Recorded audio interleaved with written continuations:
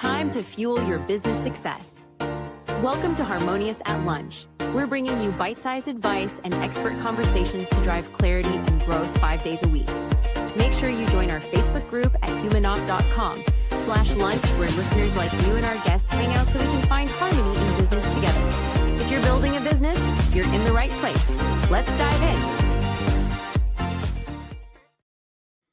Welcome back into some more bite-sized business advice. Today's episode, we're talking all things automation, how to save you time, how to grow your business. We're talking to someone who's an automations expert and a podcaster, which is super exciting. Joe Casabona, welcome to the show, and thanks for being here.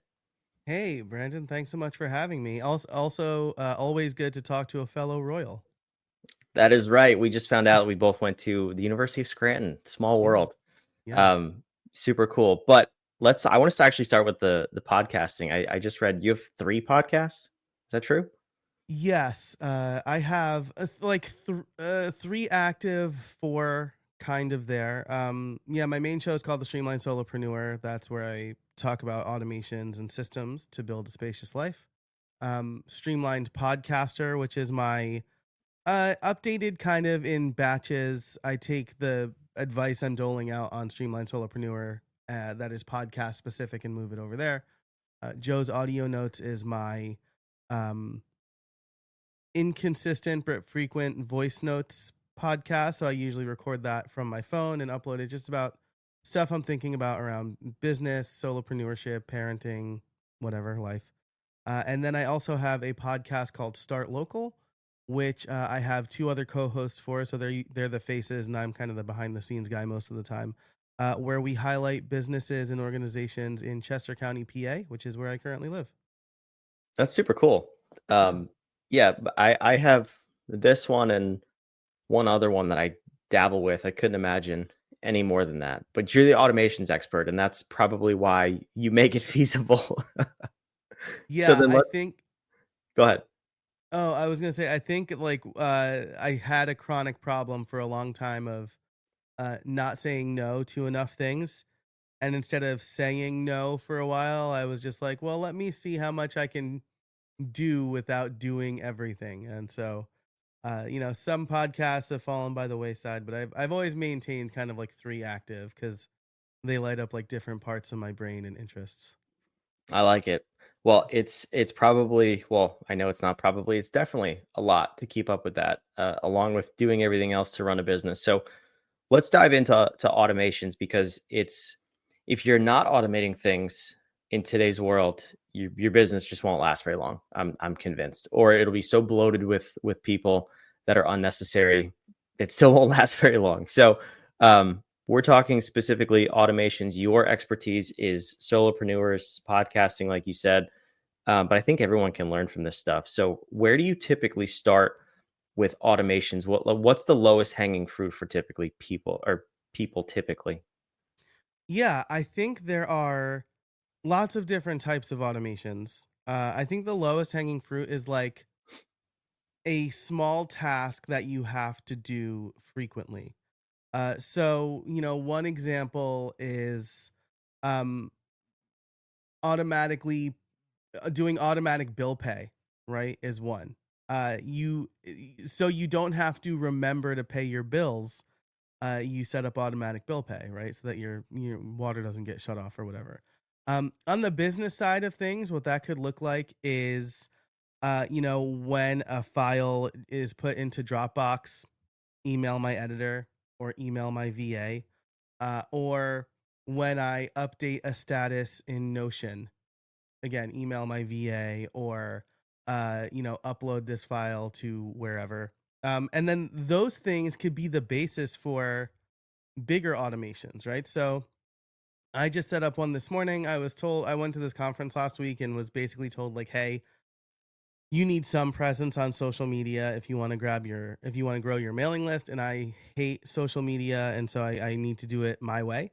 And I write a newsletter. I love long form writing, and I put the newsletters in Notion. I will send it out on my Kit account to my mailing list, but then I have my VA take it and post it on both my personal blog and my Substack on different dates so that my personal blog becomes the primary link. according to Google. Whatever's there first is usually the primary. Um, but then I also have an automation in Zapier that says like, hey, when a new entry is added to this database, take the text, filter it through ChatGPT. I have this really long prompt that's like really specific about how I want this post to be formatted, and don't reword it. Just like make sure it follows this structure, and then add that back into the database, the Notion database, as the LinkedIn post, so I can just copy and paste it into LinkedIn. And so instead of me like sitting there going, all right, what's like a LinkedIn friendly hook for this newsletter? How long should it be? What should I include? What's my call to action? Um, I'm using Zapier with a combination of AI to do that for me. And again, I'm really specific about like, don't add your own stuff here. Only use my words rearranged for LinkedIn. Yeah, that stuff is it's a huge time saver, but it also skirts the line of, posting using AI or creating content using AI, which I know you're absolutely not doing in that scenario. When you tell it to be specific and don't reword, don't hallucinate, all of those fun things. Yeah. Um, I wish more people knew how simple it could be, because you're already probably doing the work once and you're just repurposing it. So in that vein, though, it sounds like you're taking text to text. Do you ever use it to go text to image and maybe create a visual story out of the blog post you write? I've used it to generate like accompanying images, and the prompt I'll use for that is something like summarize this blog post into 1 to 2 sentences, and then use those 2 sentences to generate a prompt to generate an image. Because usually when I say like, look at this blog post and generate an image for it, it misses the mark because it's not. There's too many things, right? And so I found that to be better. Um, ChatGPT especially is getting so much better at this, but when I was doing it, like all of them kind of looked the same and weird. And it worked out really well for me when I did this thing last year called Podcast Advent, because I wanted them all to kind of look the same. It's like I talked about this, but it's like about Christmas and Advent, and like definitely incorporate that. And it did a really good job at that. Um, I should probably revisit it, especially now that they've gotten text really good, uh actual words and stuff, and it's really impressive. So I haven't done that in a while, but I have done that. Yeah, I will say what you said though has been the key, for me at least too, where to go from blog post or newsletter or whatever long form content right to image is still really difficult. Like the Hmm. tools, they spit out some weird stuff. Um, I've noticed if you insert 3 or 4 steps in between your start and your end point, you can refine that prompt down. Hmm. And you actually do get really good quality stuff. Everybody's talking about, like, everybody knows the prompt is what you get. The quality of the input is the quality of the output. So the more time you spend on that, which it sounds like you've dialed in for your blog to LinkedIn, that's where the magic comes. So what tools are you using? You said Zapier, you said ChatGPT. I know I personally use N8N a lot, linking Hmm. other various tools together, kind of like Zapier.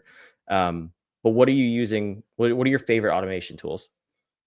Yeah, you are now the third person to mention N8N to me in the last week, which means I have to It's a check it out sign. You now. got to I get on it. I know I have that rule, right? Because like how when someone recommends a TV show, they say like, "Oh, you know what TV show you would really like?" What they really mean is, "I really like this TV show." Yeah, exactly. And I feel the same way. Like it's a great tool, like this thing I just discovered and have used once. But you're the third person, and so I'm definitely gonna check it out now. My favorite automation tools are Zapier, Make to some extent. I love Make for me. I don't recommend that for, I got my master's in software engineering at the U. Um, Also, I learned that like only people from the University of Scranton call it I the was gonna U, and say, people like, get that the so U mad. is Miami, but only Yeah, people right. who went to school call it the U. It's the Yeah. funniest thing. That's why I felt confident dropping it on you, right? Uh, and so like make.com I think is better for people who can tolerate a higher learning curve, because there are like, the reason it's cheaper is because it abstracts away some of the ease that Zapier has, but I do like it. And then on the AI side, I've been really heavy with ChatGPT for general research and code. I've been doing a lot of vibe coding lately, and then Claude for general creative work. I don't like having AI. I think we probably established I don't like having it write for me.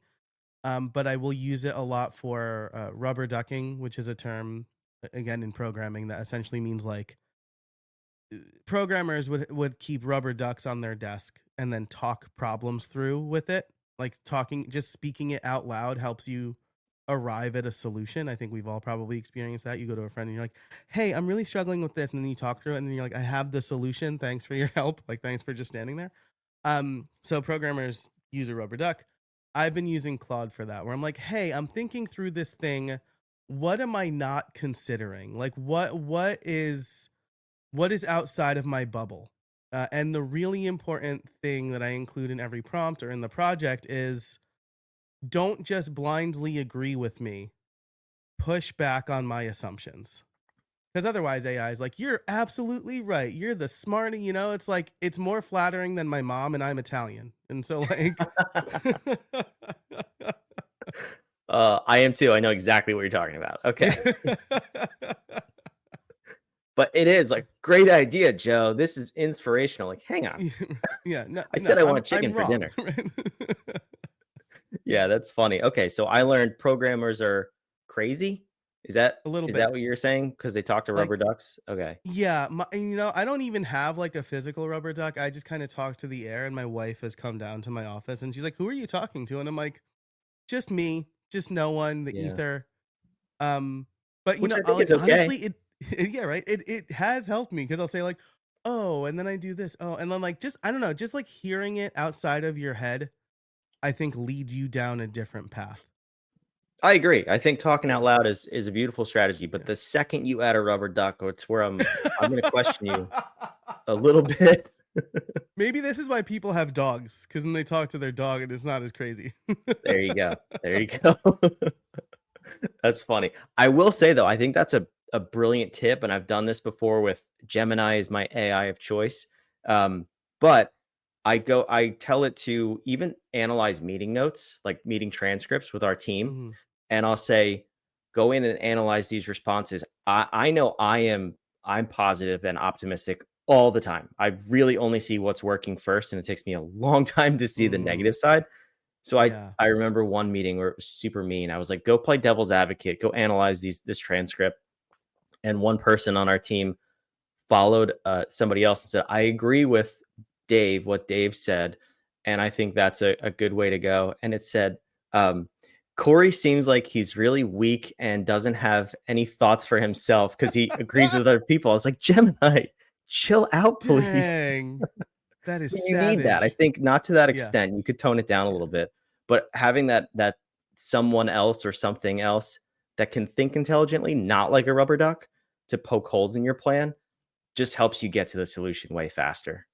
Yeah, absolutely. And like, I think I don't want people to hear what I'm not saying, right? Is don't let AI think for you. No. Let it surface things that you would have never thought of, right? Because that's what it's doing. Like a large language model, I think we all probably know this now, right? But it's just like it's essentially doing extremely advanced word association. So when I say I'm thinking about this thing, what am I missing? It knows a lot about me. And so it knows my background and my preferences and prejudices and whatever, prejudice and like the things I'm predisposed to thinking, not like prejudice against other people. Um and then it could push back and present different perspectives, and I appreciate that, cuz even if I talk to like the 5 closest people in my orbit, like we're all kind of similar, we're attracted to people we're similar to. Um and it's really good to get things that I wouldn't have heard from like my mastermind group, or I wouldn't have thought of myself.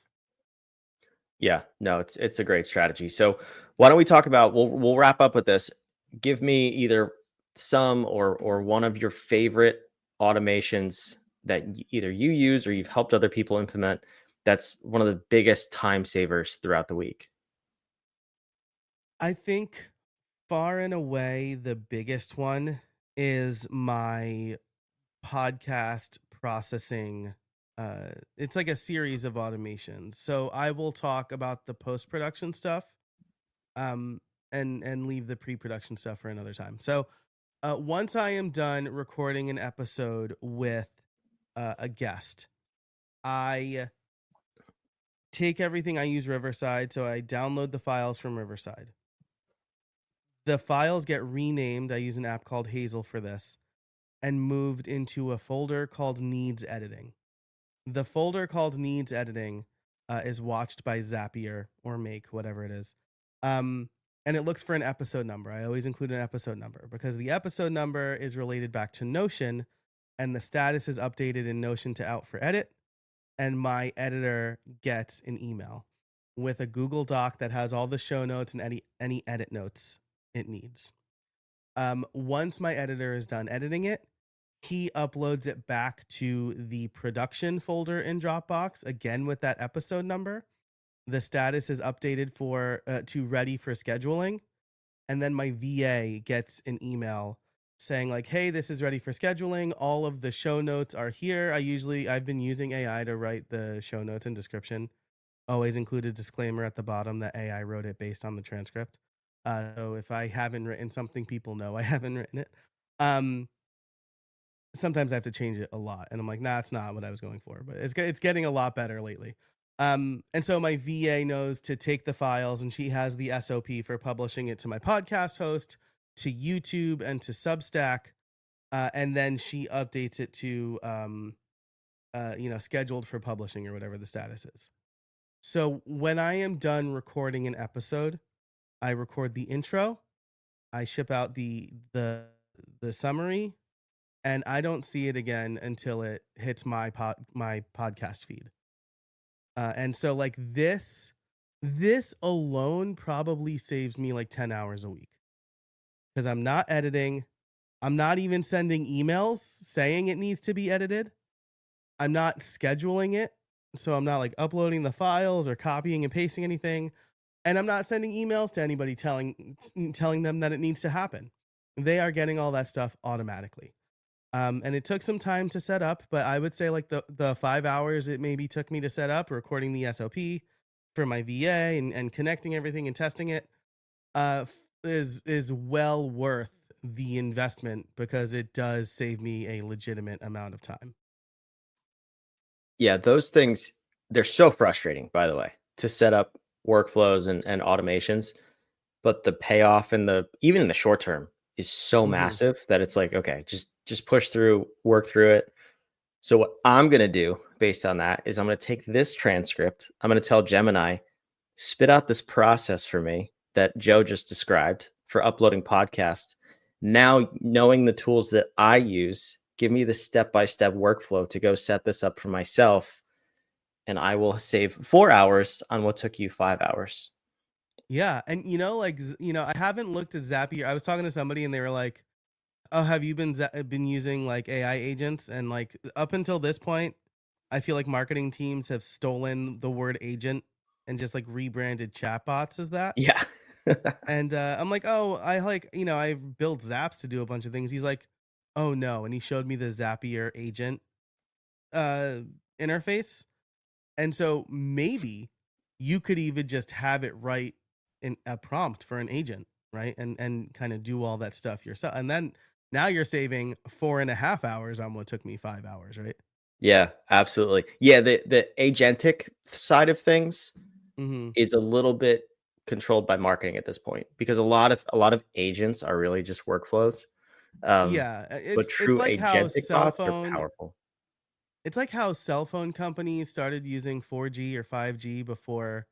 Like 4G and 5G mean something. Like it means fourth generation, fifth generation, and it's related to upload and download speeds. And like T-Mobile has to say like 5G Ultra or whatever, and because marketing companies stole it from the technical people. Yeah, I saw I don't know if it was like Xfinity or something is coming out with 10G or something. Like you can't go from 5th generation to 10th generations. there's Yeah. there's a It's missing just middle. madness. Yeah. I love it. Joe, this was a lot of fun. I'm quite sure you saved our audience a whole lot of time as long as they go implement this stuff. And you have a special giveaway for them that I don't even know what it is because you said you were going to make it up on the spot. So here's the link. What is it? Yeah, if you go to casabona.org/Brandon, we've talked a lot about AI and automations. And so you will get a free copy of my automations database, which includes my AI swipe file. And so 40 automations sounds overwhelming. What I would encourage you to do is pick one and grab the template. It could be a Zapier template. It could be a Make Blueprint, but it can serve as just an ideas list. Oh, I see Joe is using this tool. What does that tool do? Oh, Joe uses Todoist, right? Oh, Joe word vomits into an app and then magically has a list of tasks in Todoist. So use it as ideas for what's possible. And you can, again, find that over at casabona.org/Brandon. Joe word vomits. Joe needs to go see a doctor. I think that's... Yes, I word vomit. I mean, I'm from New York. Like I've word vomit. I just say a lot of things, but that last one is real. Like usually I'll work up until the moment my kids have school. I have to go pick my kids up from school. And so in the car, I'll just be like, here's everything I didn't do and everything I'm thinking of. And I'll like dictate that, and the transcript automatically gets sent to ChatGPT, which comes up with a comma separated list of the tasks that I said I had to do. And then Zapier turns that into to-do items that it sends to Todoist. That's pretty awesome. I don't know if that one necessarily saves you time. I mean, I know it does, but the mind clutter is huge on that one. Yeah, because this is why I do it, right? I want to be fully present with my kids. And if I'm thinking about everything I didn't do, I'm not fully present with them. Yeah, absolutely. This episode is gold. Joe, thank you so much for stopping by. My pleasure, Brandon. Thanks so much for having me. Wherever you're watching, listening, the link to the 40 automation blueprints is down below in the show notes or description. We'll catch you on the next episode of Harmonious at Lunch. Another episode of Harmonious at Lunch in the books. I hope this episode made you think and you grabbed some actionable ideas to propel your business.